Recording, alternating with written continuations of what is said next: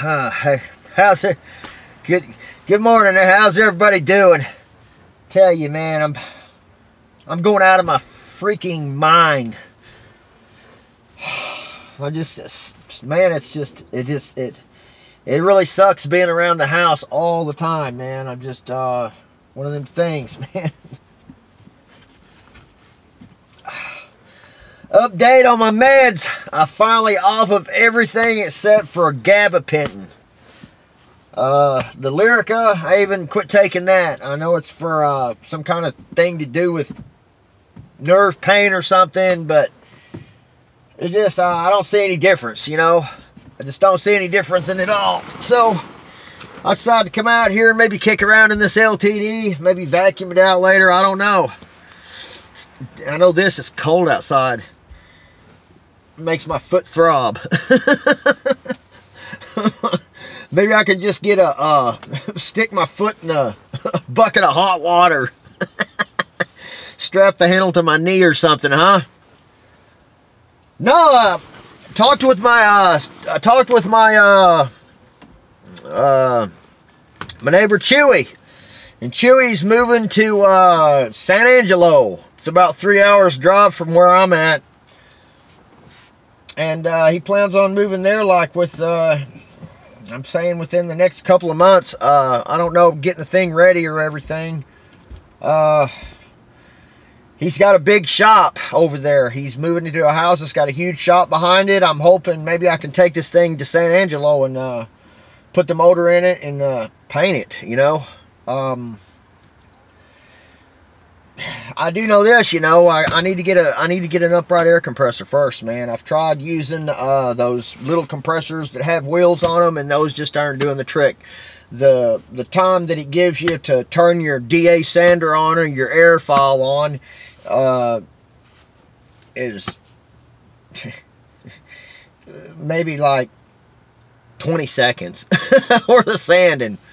I know I could get out here and do it by hand and get out here and try to wet sand, but there's a lot of places that the clear is flaking off on, and I just need to get a DA sander down on it and take it down and really get to sanding on it. And don't want to, you know, I don't have it. It's outside right now. I don't want to start sanding on it and then have rust to worry about. It's just one of those things where I got to be patient, man. April, come on, April. You know, my finances get better in April. I can't wait. It's driving me bananas, but I can't wait, man. It's going to be so great. I can't wait to put that, cannot wait to put that motor in this car. I decided to go with it, man. I mean, I've checked serial numbers. I've seen that I have a 427 crank in that motor, and it only goes in a couple of places, you know. It ain't no big mystery, you know. You can look it up online. Well, I guess you can't. If you watch some of my motors on this Ford Galaxy or the Ford FE motor, we did a lot of research, me and Brian Stewart. Thank you, Brian, man. I mean, that man went overboard and beyond. He went and talked to a lot of friends. He went and talked to personal friends. He called personal friends up. He did a lot of research. He sent me links to websites and helped me diagnose and find out serial numbers. Ratchet 951. His son repairs Jimmy Johnson's car. He does work on Jimmy Johnson's car, and so, you know, he's helped me diagnose it as well. He's told me a couple of things that I could do, how to, you know. He got online with me while I was on the phone. I should have, you know, call him up on the phone and then talk to him in person with y'all, you know, right there shooting the film, shooting the camera, you know, on it. But it's just one of them things where I wasn't thinking at the time. I guess I could. I'm just bored to death. I know I'm rattling on, but I'm bored to death. I'm out here just reminiscing. Just can't wait to get this car on the road. I don't like new cars. I don't like all the sensors. I'm an old school kind of a guy.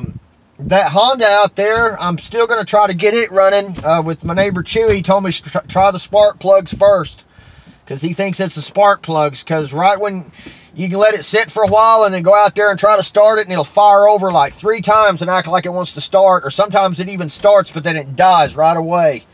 And so he says it, you know, first let's try the spark plugs. If not, find the cap and rotor on it and replace that.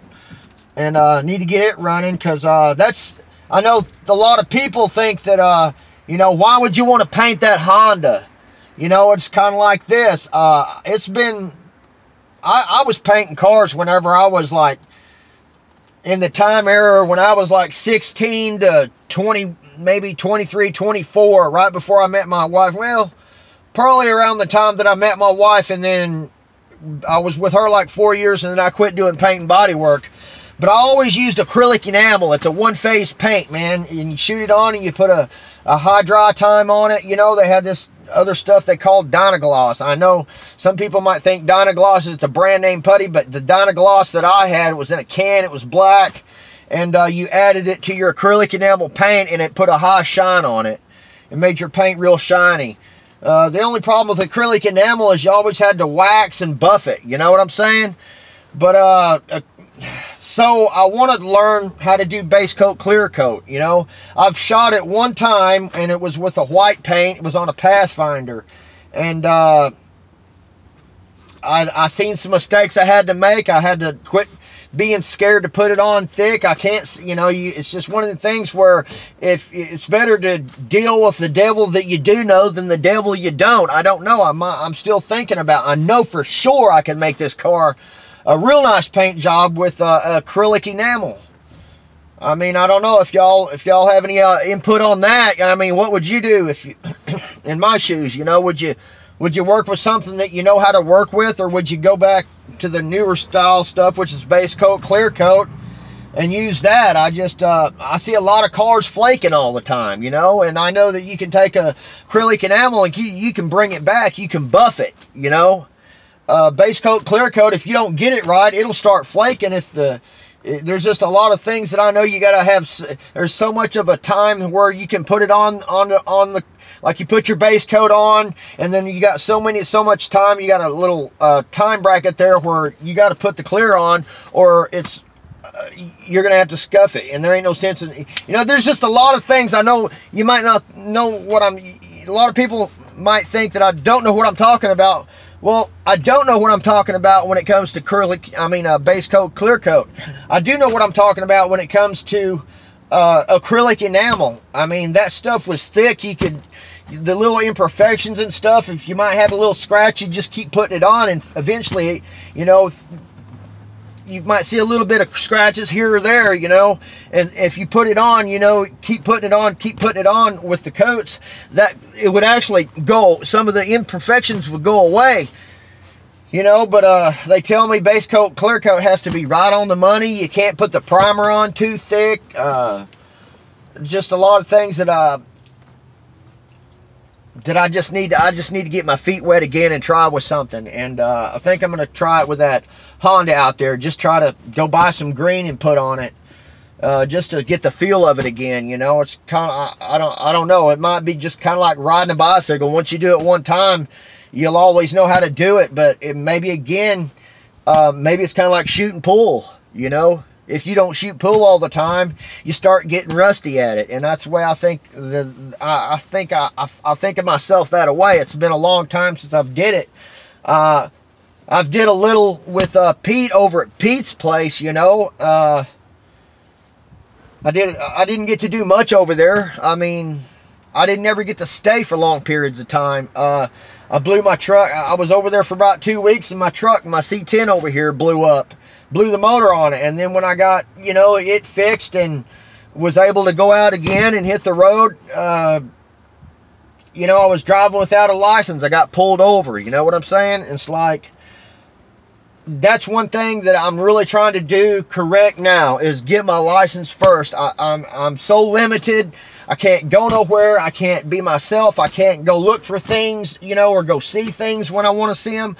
My wife works nights, so she sleeps all day. It's like, I feel like I'm just in prison up there in this garage apartment, you know. That's another thing. I need to get a bigger place to stay, you know. possibly, more than likely, have a garage at least, so I can get me an upright compressor. You know, I just got a lot of things I got to think about how I'm going to do it out here in this dirt driveway with pebble stones as a base. I don't think it's going to be very comfortable trying to do some mechanicking as far as dropping a motor in this car, because it's in dirt, you know, and I don't like working in dirt. I know I could put a tarp down and all this other. It just makes it so much easier if you got some concrete to work on, you know. But I guess I'll get off here. I just wanted to let everybody know that, man, I hadn't give up. I hadn't, not one little bit. I just got to get map out a game plan and be ready for when April gets here and I can actually afford to buy some of these things, you know. It's about to lose my mind with all the watching Dragnet and One Atom 12 and Gunsmoke and Bonanza. I watch all the old school stuff, you know. That's what I like. I like old school cars. I like old school movies. I like old school rock and roll. I like the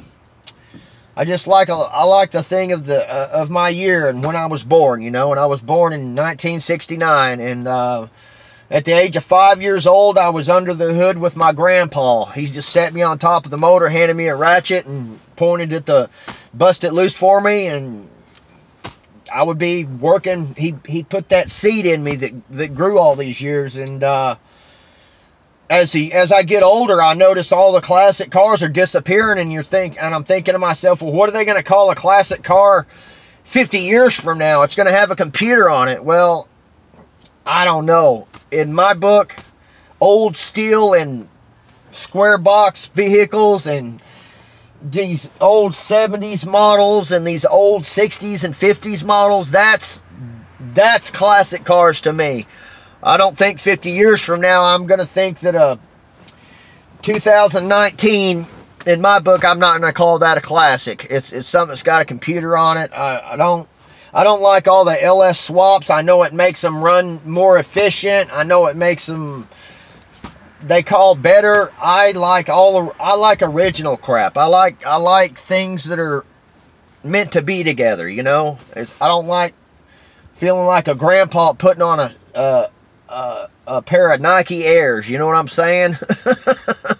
That's what I think about some of all these classical cars. It's got all this new technology in it. Or a 72 Chevy. I seen a guy with a 72 Chevy the other day, and it had a digital dash in it, and it was a real big, you know, where my real big holes are, where my speedometer is. There was a little bitty speedometer like this, about the size of a quarter, with nothing else on it except trouble lights when a trouble come on or something.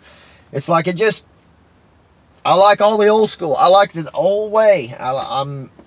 Maybe I'm weird for being that way. I'm just old school. I guess you could call me old school. But anyway, I'm gonna get off here and let you go. Wish I could take this thing for a cruise, man. And all I can say is, you know, this channel is just about me, you know what I'm saying? And if I don't think I got anything interesting to show on here, then I'm not going to shoot a video of it. If it's cold outside and I really can't go outside, then I'm not going to go outside if it's too cold, you know? But when it starts warming up, and whenever April gets here, I'm hoping it'll come sooner, you know what I'm saying? Then I can start making plans to do these things, because I don't want to buy another vehicle that's a newer model car. I want this LTD and this truck to drive around in for a while. And if I decide to go to something different, well, then I'm going to have to sell the LTD and get me another old school car and build it, you know. My wife's talking about, she wants a Volkswagen Beetle, you know, one of the 60s models, you know, even the 70s, you know. I didn't keep up with all the years and all the different cars around me. I haven't been worried about that for most of my life. I just seen them around, and I'm not good at remembering numbers, and I'm not good at remembering years and this and that and the other because of my ADD that I have. But I know what it looks like if it's old. I can tell you if it's old. Don't know much, huh? Well, I guess I'll get off here and let y'all go. Until next time, man. Y'all be good. Limpster out.